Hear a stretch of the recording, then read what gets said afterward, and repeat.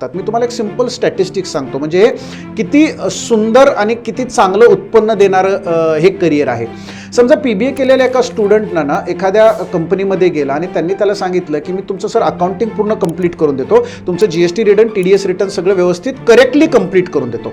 आता आज त्या कंपनीला काय होईल, फुल टाईम जर अकाउंटंट ठेवायचं झाला तर 30, 35, 40 हजार रुपये पगार लागते.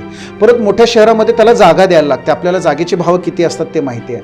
त्याच्याऐवजी असा PBA स्टुडंट त्याच्याकडे जातो आणि तो सांगतो की सर मी तुम्हाला शनिवारी किंवा आठवड्यात तुम्हाला 4 तास तुमच्याकडे येईल आणि ही सगळी कामं तुमच्याकडनं कंप्लीट करून घेईल, मला तुम्ही महिन्याचे 10 किंवा 12 हजार द्या. बरोबर. आता त्या बिझनेसमनला काय झालं, 40,000चं काम 12,000 मध्ये होतंय, परत त्याची ती जागा पण अडकून नाही राहिली आणि परत त्याला म्हणजे तो हा उद्या सोडून जाईल की काय, ह्याला चिंता नाहीये, कारण की हा प्रोफेशनल ऑल द टाइम तिथं आहे.